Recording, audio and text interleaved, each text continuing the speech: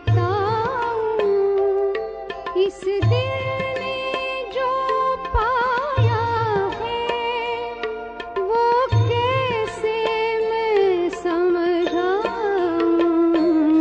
उपकार तुम्हारा बाबा।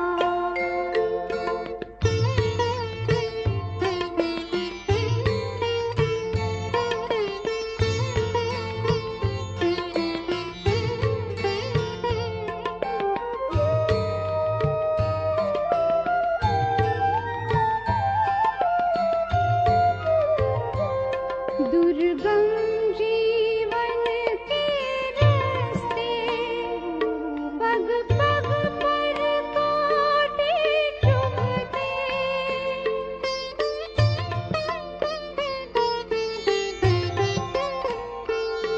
थी दिशाहीन मानवता, दानवता में थे पलते, दानवता में थे पलते, पथ सुगम बनाया तुमने, बस तेरी महिमा गाऊं, इस दिल ने जो पाया है वो कैसे मैं समझाऊं, उपकार तुम्हारा बाबा।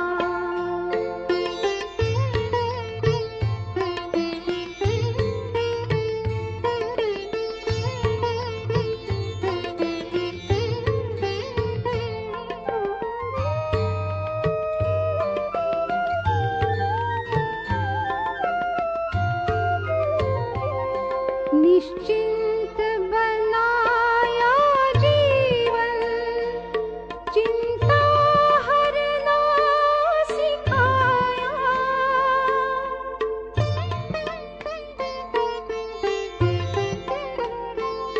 हर मन की पीड़ा पीना तुमने हमको सिखाया, तुमने हमको सिखाया, तुमसे हर गुण को लेकर सबको मैं गुणी बनाऊं, इस दिल ने जो पाया है वो कैसे मैं समझाऊं, उपकार तुम्हारा बाबा। ओम शांति। सर्वशक्तिमान शिव बाबा की याद आत्मा को इतना शक्तिशाली बना देती है जो वो निर्बल से बलवान बन जाती है, आत्माओं का कल्याण करने के निमित्त बन जाती है। यही नहीं, वो अपकारियों की भी उपकारी बन जाती है, निंदक को भी मित्र बनाने का सामर्थ्य प्राप्त कर लेती है। तो ऐसा बाबा जो खुद तो कांटों को फूल बनाता ही है, परंतु हमें भी कांटों को फूल बनाने की, निर्धन को धनवान बनाने की, अशांत आत्माओं को शांति प्रदान करने की, दुखी आत्माओं को सुख प्रदान करने की शक्ति प्रदान करता है। ऐसे बाबा को हम दिल से जितना याद करें उतना कम है। तो आज की मुरली में बाबा हमारे अंतर की इस सुषुप्त शक्ति को जागृत कर रहा है, हमें निंदा करने वालों का भी मित्र बनने की कला सिखा रहा है। सुनते हैं बाबा के मधुर महावाक्य। आज है 8 तारीख, 8 जुलाई 2024। बाबा के मधुर महावाक्य हैं। मीठे बच्चे, बाप समान अपकारियों पर भी उपकार करना सीखो। कर सकते हैं ना? जब कोई हमारा अपकार करे, हमारे लिए कुछ गलत करे और हम उसका भी उपकार कर दें। इतनी शक्ति है, इतनी रहम भावना है। निंदक को भी अपना मित्र बनाओ। प्रश्न है, बाप की कौन सी दृष्टि पक्की है? तुम बच्चों को कौन सी पक्की करनी है? वो दृष्टि जो बाबा की तो पक्की है, पर हमें करनी है। कौन सी है वो दृष्टि? उत्तर है, बाप की दृष्टि पक्की है कि जो भी आत्माएं हैं सब मेरे बच्चे हैं। इसलिए बच्चे बच्चे कहते रहते हैं। तुम कभी भी किसी को बच्चे बच्चे नहीं कह सकते हो।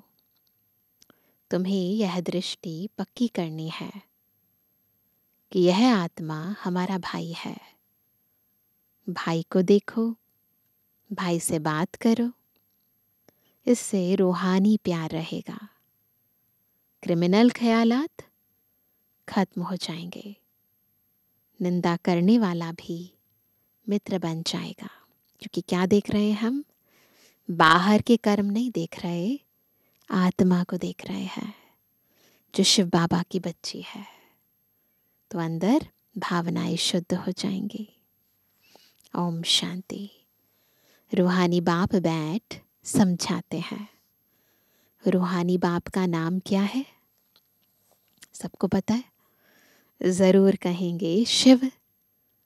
वह सबका रूहानी बाप है। उनको ही भगवान कहा जाता है। तुम बच्चों में भी नंबरवार पुरुषार्थ अनुसार समझते हैं। यह जो आकाशवाणी कहते हैं, अब आकाशवाणी किसकी निकलती है? शिव बाबा की। जो दुनिया में शास्त्रों में दिखाते हैं ना, आकाश से वाणी हुई, तो वो कहते हैं ये तो दिखाते हैं, परंतु एक्चुअली में जो आकाशवाणी है ये शिव बाबा की है। इस मुख में, ब्रह्मा बाबा के मुख में, बाबा कहते हैं इस मुख को आकाश तत्व कहा जाता है। उसमें खाली स्पेस है ना, तो आकाश तत्व कहा जाता है। आकाश के तत्व से वाणी तो सब मनुष्यों की निकलती है ना। तो जब हम बोलते हैं तो इस आकाश तत्व के अंदर से ही वाणी निकलती है। जो भी सब आत्माएं हैं अपने बाप को भूल गई हैं। अनेक प्रकार के गायन करते रहते हैं, जानते कुछ भी नहीं ना। गायन भी यहाँ करते हैं, सुख में तो कोई भी बाप को याद नहीं करते। सभी कामनाएं वहाँ पूरी हो जाती हैं। यहाँ तो कामनाएं बहुत रहते हैं।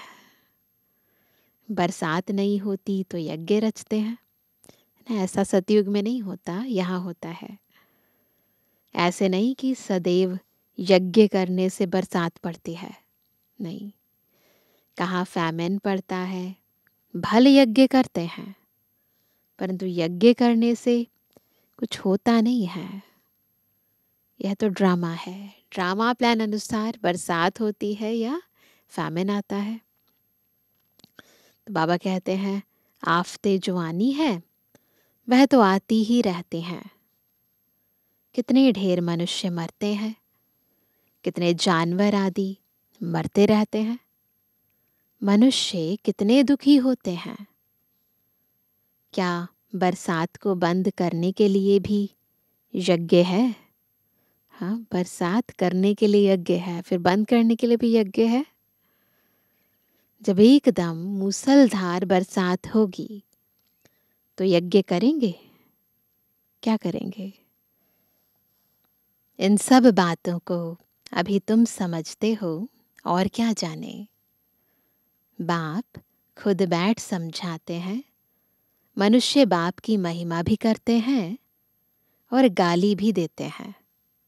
वंडर है। बाबा की ग्लानि कब से शुरू हुई? जब से रावण राज्य शुरू हुआ है। मुख्य ग्लानि की है जो ईश्वर को सर्वव्यापी कहा है।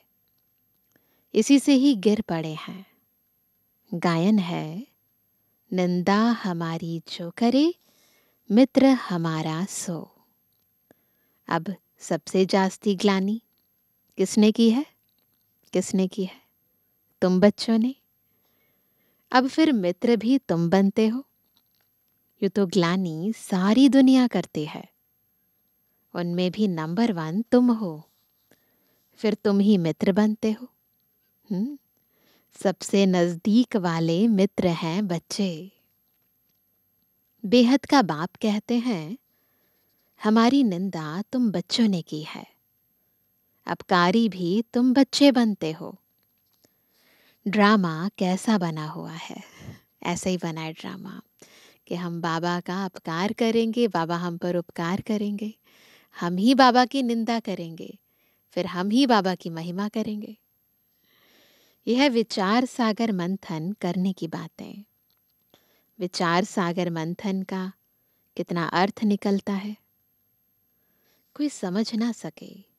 बाप कहते हैं कि तुम बच्चे पढ़कर उपकार करते हो।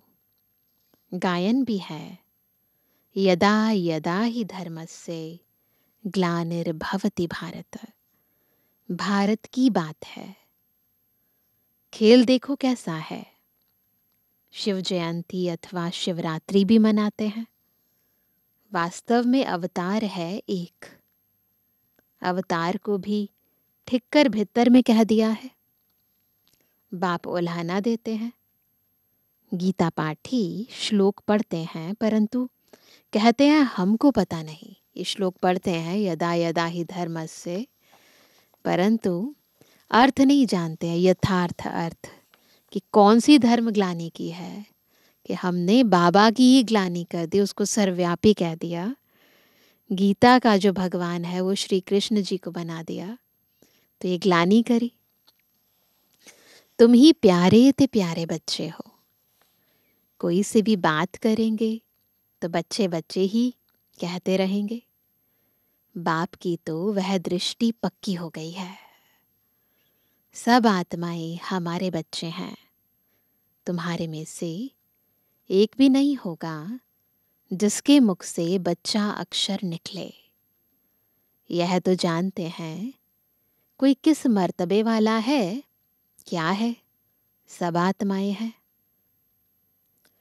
यह भी ड्रामा बना हुआ है, इसलिए कुछ भी गम खुशी नहीं होती।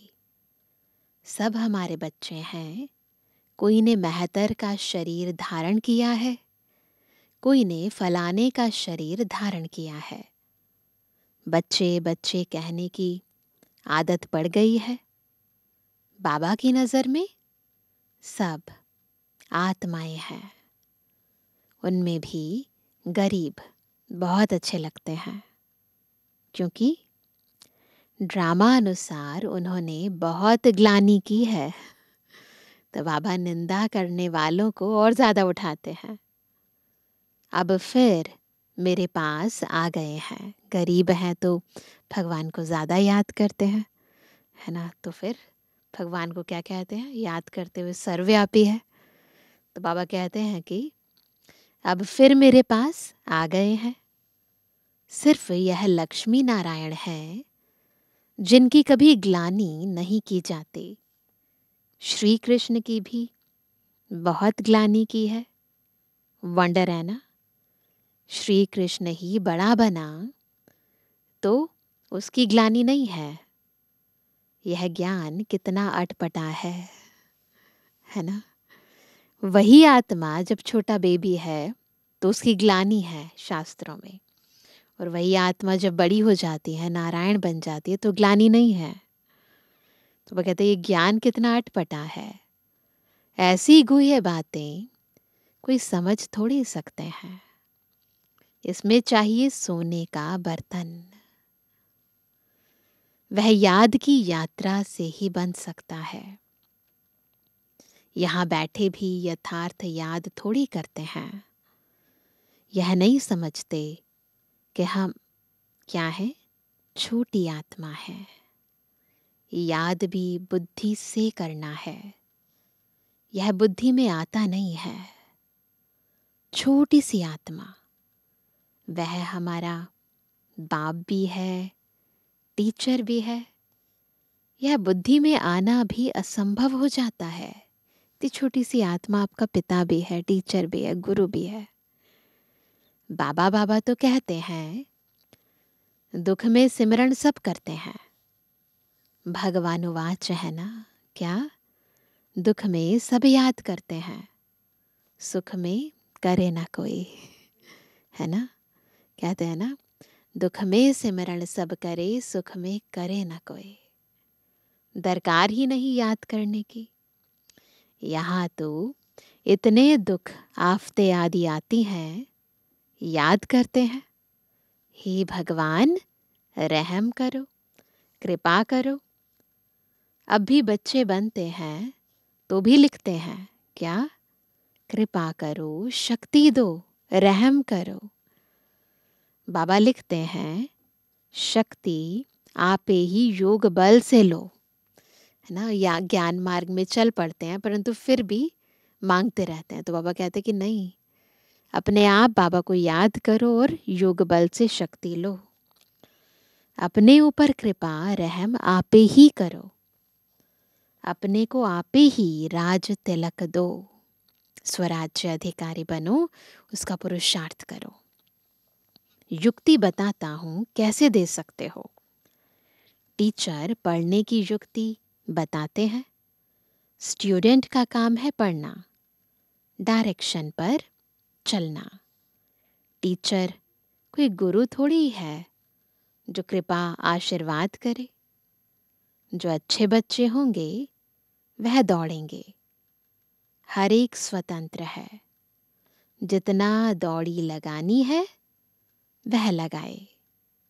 याद की यात्रा ही दौड़ी है।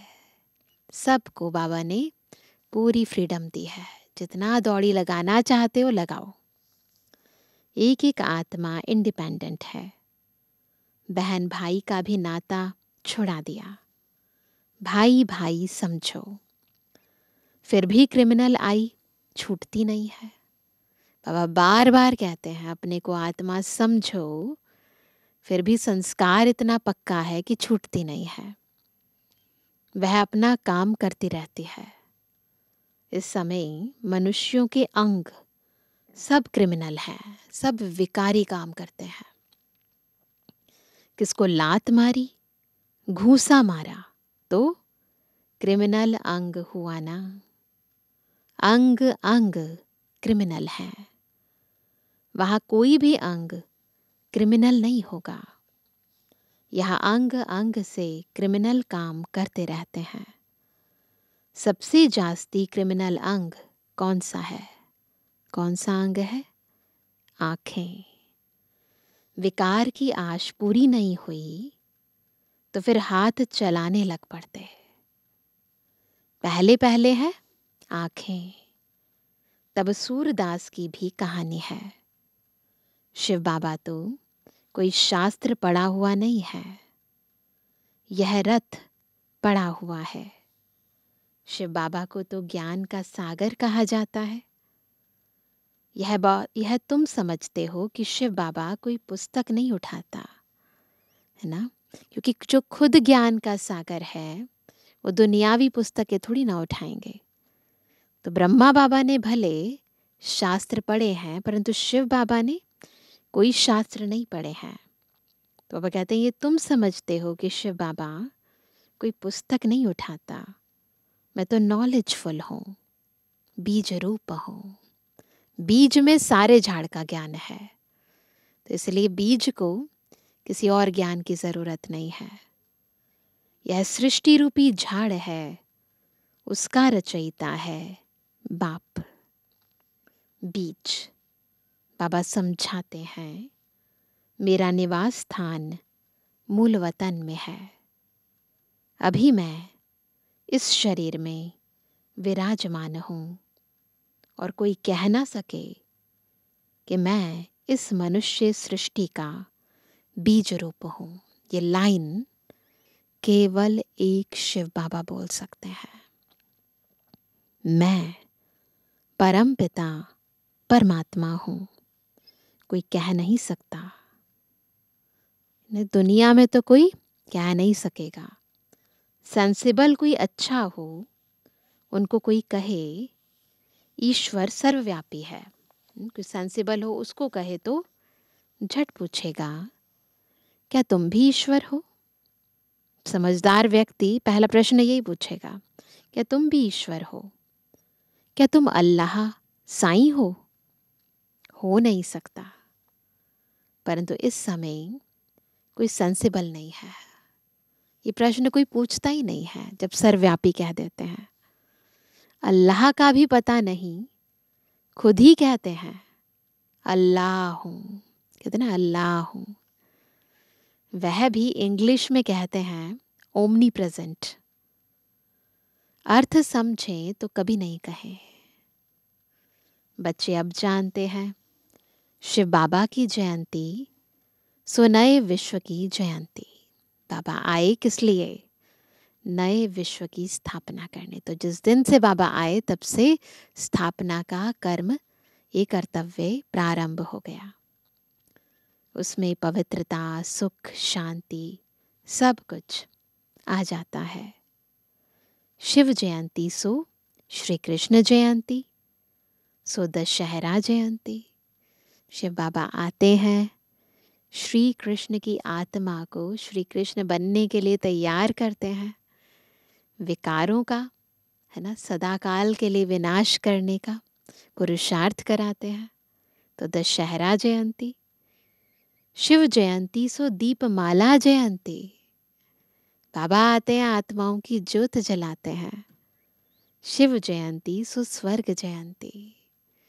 बाबा आते हैं तो स्वर्ग की जयंती, स्वर्ग की स्थापना का आधार, है ना, स्थापना कराने का कर्म कराना शुरू कर देते हैं। आत्माओं को तैयार कर देते हैं, मनुष्य से देवत्व की ओर ले जाते हैं। सब जयंतियां आ जाती हैं, परंतु कब? जब बाबा इस सृष्टि पर आते हैं। ये सब नई बातें बाप बैठ समझाते हैं। शिव जयंती सो शिवालय जयंती, वैश्यालय मरंती। ये दुनिया के अंदर शिवालय की स्थापना होने लगती है और वैश्यालय का विनाश होने लगता है। सब नई बातें बाप बैठ समझाते हैं। शिव जयंती सो नए विश्व की जयंती। चाहते हैं ना विश्व में शांति हो? तुम कितना भी अच्छी रीति समझाते हो, जगते ही नहीं। अज्ञान अंधेरे में सोए पड़े हैं ना, कितने तरीके से सेवाएं करते हैं, पर कई आत्माएं ऐसी हैं कि जगती ही नहीं है। भक्ति करते सीढ़ी नीचे उतरते जाते हैं। बाप कहते हैं मैं आकर सबकी सदगति करता हूँ। स्वर्ग और नर्क का राज तुम बच्चों को बाप समझाते हैं। अखबारें जो तुम्हारी ग्लानि करती हैं उनको लिख देना चाहिए। क्या? निंदा हमारी जो करे, मित्र हमारा सोए। ऐसे नहीं लिखना, उनके लिए कुछ गड़बड़ हम भी लिखते नहीं, उल्टा उनको भी मित्र बना लेना है। तुम्हारी भी सदगति हम जरूर करेंगे। जितनी चाहिए उतनी गाली दो। अभी तो नहीं देते, परंतु साकार मुरली है तो साकार बाबा के टाइम पर तो बहुत ग्लानि करी। ईश्वर की ग्लानि करते हैं। हमारी की तो क्या हुआ? जब भगवान की ग्लानि करती है दुनिया, हमारी भी करी तो क्या बड़ी बात है। तुम्हारी सदगति हम जरूर करेंगे। नहीं चाहेंगे तो भी नाक से पकड़कर ले जाएंगे। डरने की तो बात नहीं। जो कुछ करते हैं कल्प पहले भी किया है। हम बीके तो सबकी सदगति करेंगे। सारी दुनिया को मैसेज देना है, अच्छी तरह से समझाना चाहिए। अबलाओं पर अत्याचार तो कल्प पहले भी हुआ था, ये बच्चे भूल जाते हैं। बाप कहते हैं बेहद के बच्चे सब हमारी ग्लानि करते हैं। सबसे प्यारे मित्र बच्चे ही लगते हैं। जो ग्लानि करते हैं ना, वही बाबा को सबसे प्यारे लगते हैं। आपको लगता है जो आपकी ग्लानि करे आपको वो सबसे अच्छा लगे? ऐसा नहीं है ना। बच्चे तो फूल होते हैं। बच्चों को माँ बाप चुम्बन करते हैं, माथे पर चढ़ाते, उनकी सेवा करते हैं। बाबा भी तुम बच्चों की सेवा करते हैं। तो बाबा को जो है जैसे है सब बच्चे बहुत प्यारे लगते हैं। अभी तुमको ये नॉलेज मिली हुई है जो तुम साथ ले जाते हो। जो नहीं लेते उनका भी ड्रामा में पार्ट है, वही पार्ट बजाएंगे। हिसाब किताब चुकतू कर घर ले जाते हैं। स्वर्ग तो देख ना सके, सब थोड़ी स्वर्ग देखेंगे। ये ड्रामा बना हुआ है। पाप खूब करते हैं, आएंगे भी देरी से। तो बाबा बता रहे हैं जो पाप करते हैं फिर देरी से आएंगे। तमो प्रधान बहुत देरी से आएंगे। यह राज भी बहुत अच्छा समझने का है। अच्छे अच्छे महारथी बच्चों पर भी ग्रहचारी बैठती है तो झट गुस्सा आ जाता है, फिर चिट्ठी भी नहीं लिखते हैं। बाबा भी कहते हैं कि उनकी मुरली बंद कर दो। ऐसे को बाप का खजाना देने से फायदा ही क्या। फिर कोई की आंख खोले तो कहेंगे भूल हुई। कोई तो परवाह नहीं करते। इतनी गफलत नहीं करनी चाहिए। ऐसे बहुत ढेर हैं, बाप को याद भी नहीं करते हैं। कोई को आप समान भी नहीं बनाते हैं। नहीं तो बाबा को लिखना चाहिए, बाबा हम हरदम आपको याद करते हैं। पुराने ज़माने में लेटर्स लिखे जाते थे ना, तो बाबा ये कहते हैं कि अगर लेटर नहीं लिखते और ये नहीं बताते कि मैंने कितनों की सेवा करी है ना, और अगर गुस्सा आया और गुस्से में आकर कुछ गलत काम कर दिया तो वह कहते हैं ऐसों को फिर मुरली भी नहीं भेजो। तो इसीलिए बहुत ध्यान रखना है, कोई गलती नहीं करनी है, गुस्सा नहीं करना है, गफलत नहीं करनी है ना। बाबा को निरंतर याद करना है और सेवा भी करनी है। तो बाबा कहते हैं नहीं तो बाबा को लिखना चाहिए, बाबा हम हरदम आपको याद करते हैं। कहीं तो फिर ऐसे हैं जो सबका नाम लिख देते हैं। क्या फलाने को याद देना, यह याद सच्ची थोड़ी है। झूठ चल ना सके, अंदर दिल खाती रहेगी, है ना। अंदर में मनुष्य आत्माओं की याद है ना। तो अपने आप को खुद चीट कर रहे हैं। तो बाबा कहते हैं कि फिर क्या होगा, ये जो याद है ये दिल खाती रहेगी अंदर से। बच्चों को पॉइंट तो अच्छी अच्छी समझाते रहते हैं। दिन प्रतिदिन बाबा गूढ़ बातें समझाते रहते हैं। दुख के पहाड़ गिरने वाले हैं। सतयुग में दुख का नाम नहीं, तो अंत से पहले अति जरूर होती है। इससे पहले कि दुख का अंत हो, दुख बढ़ेगा तो अति होगी। अभी है रावण राज्य। मैसूर का राजा भी रावण आदि बनाकर दशहरा बहुत मनाते हैं, बहुत प्रसिद्ध है। राम को भगवान कहते हैं। राम की सीता चोरी हुई, अब वह तो सर्वशक्तिमान ठहरा, उसकी चोरी कैसे हो सकती है ना। इन सबका आध्यात्मिक राज है। तो बाबा कहते कि ऐसे तो पॉसिबल नहीं है ना, वो तो जो सर्वशक्तिवान हो उनकी चोरी हो जाए। तो बाबा कहते हैं यह सब है अंधश्रद्धा। इस समय हर एक में 5 विकारों की गंदगी है। फिर भगवान को सर्वव्यापी कहना, यह बहुत बड़ा झूठ है। तब तो बाप कहते हैं यदा यदा ही धर्मस्य ग्लानिर्भवति भारत। तो ये जो ग्लानि करते हैं ना भारत देश के अंदर, भगवान को सर्वव्यापी कह देते हैं। इसलिए बाबा आते हैं और हम अपकारियों का उपकार कर देते हैं। मैं आकर सचखंड सच्चा धर्म स्थापन करता हूँ। सचखंड सतयुग को, झूठ खंड कलयुग को कहा जाता है। अभी बाप झूठ खंड को सचखंड बनाते हैं। अच्छा, मीठे मीठे स्वर से एबल आज्ञाकारी बच्चों पर माता पिता बाप दादा का याद तारा। Good morning. रूहानी बच्चों की रूहानी बाप दादा को गुड मॉर्निंग, नमस्ते नमस्ते नमस्ते।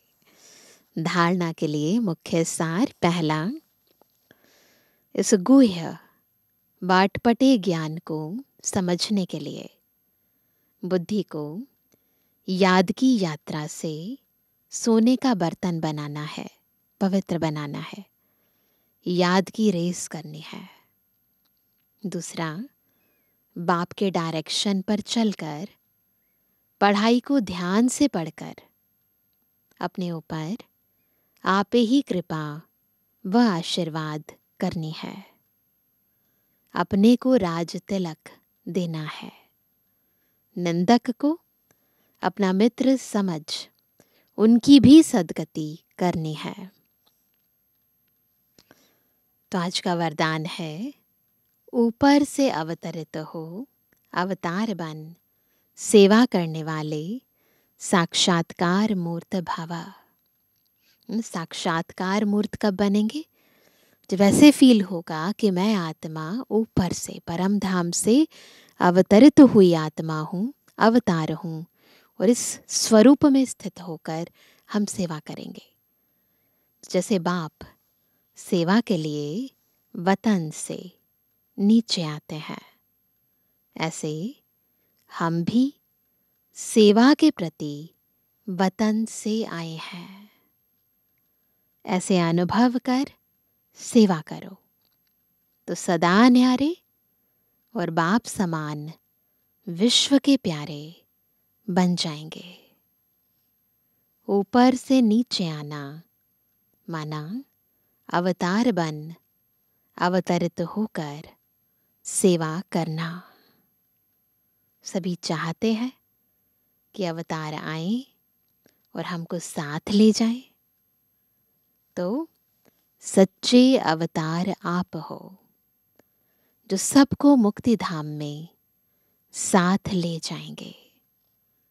जब अवतार समझकर सेवा करेंगे तब साक्षात्कार मूर्त बनेंगे और अनेकों की इच्छाएं पूर्ण होंगी, है ना। तो कर सकते हैं ऐसे हर रोज जब भी सुबह उठो तो यही समझो कि मैं आत्मा अभी अभी परम धाम से इस दुनिया में अवतरित हुई हूँ। तो देखो साक्षात्कार मूर्त बन जाओगे। स्लोगन है, आपको कोई अच्छा दे या बुरा, अच्छा दे या बुरा, आप सबको स्नेह दो, सहयोग दो, रहम करो, है ना। हम अपना कर्म बदले नहीं, परिवर्तन नहीं करें। हमारा काम है स्नेह देना, सहयोग देना, रहम करना, बाकी वो आत्मा कुछ भी दे। ठीक है ना। तो भी सुनते हैं आज का अव्यक्त इशारा। कोई कैसी भी आत्मा संपर्क में आए, बिल्कुल आज की मुरली जैसा ही है अव्यक्त इशारा भी। कोई कैसी भी आत्मा संपर्क में आए, चाहे सतोगुणी चाहे तमोगुणी, सभी के प्रति शुभ चिंतक अर्थात अपकारी के ऊपर भी उपकार करने वाले। कभी किसी आत्मा के प्रति घृणा दृष्टि नहीं, किसी के भी प्रति घृणा की दृष्टि नहीं होनी चाहिए, क्योंकि जानते हैं कि यह अज्ञान के वशीभूत है, अर्थात बेसमझ बच्चा है। बेसमझ बच्चे के ऊपर कोई भी कर्म पर घृणा नहीं होती है। बच्चा बेसमझ है तो उसके किसी भी कर्म पर घृणा थोड़ी नहीं होगी। तो बाबा कहते बेसमझ बच्चे के कोई भी कर्म पर घृणा नहीं होती है, और ही बच्चे के ऊपर रहम व स्नेह आएगा। तो जब ये ज्ञान आ जाता है कि आत्मा बेसमझ है, नादान है ना, इनोसेंट है, तो फिर गुस्सा नहीं आएगा, घृणा नहीं होगी, है ना, उस पर रहम आएगा, शुभ भावना रहेगी, शुभकामना रहेगी। तो ऐसे अपकारी पर भी उपकार करने वाला बनना है। अच्छा, ओम शांति।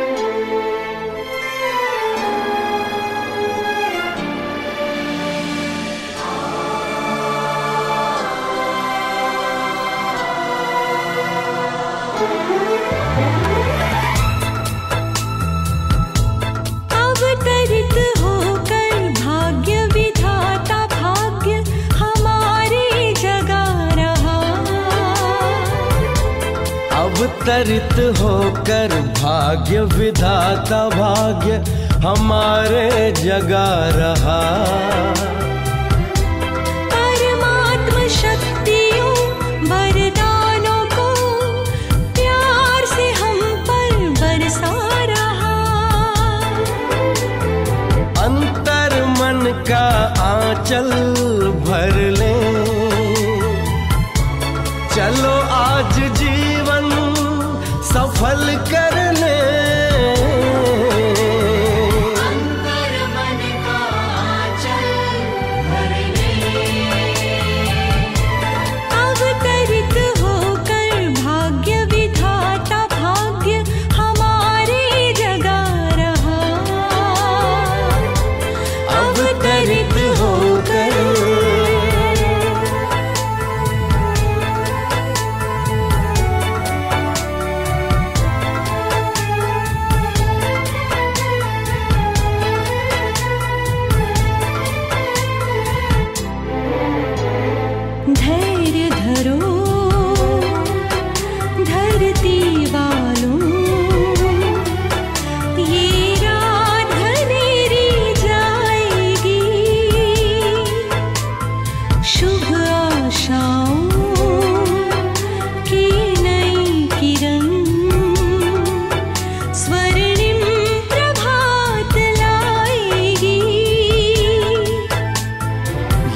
परमात्म दिव्य संदेश का अनहद नाद है गूंज रहा।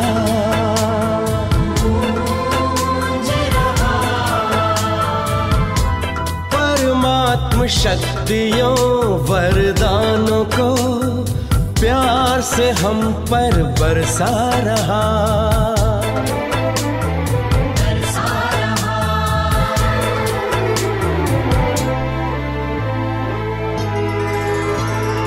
परम धाम से शिव निराकार आए, साकार मनुज तन का माध्यम बनाए।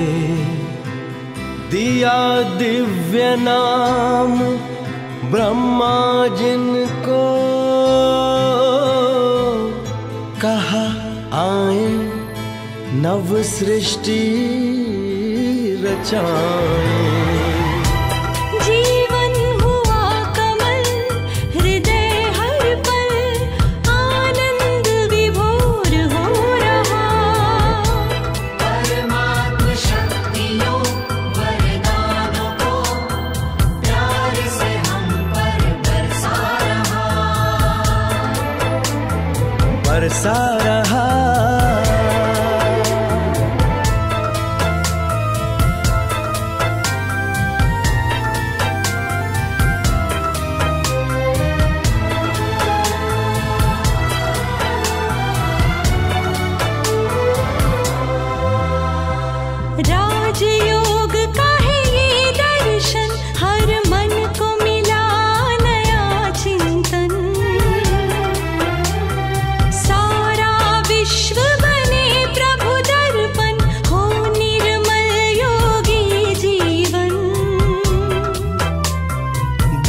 कर नव जीवन प्रकाश युग परिवर्तन करा रहा। परमात्म शक्तियों वरदानों को प्यार से हम पर बरसा रहा। परमात्म शक्तियों वरदानों को प्यार से हम पर बरसा रहा। बरसा रहा।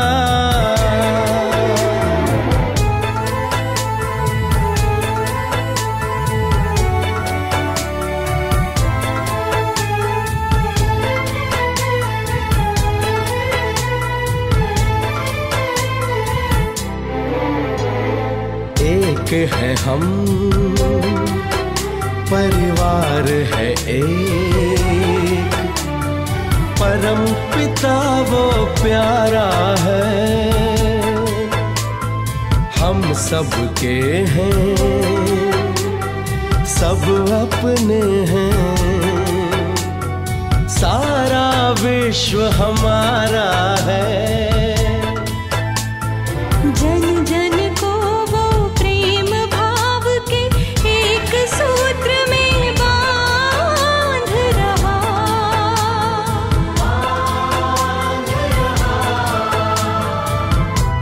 परमात्म शक्तियों वरदानों को प्यार से हम पर बरसा रहा।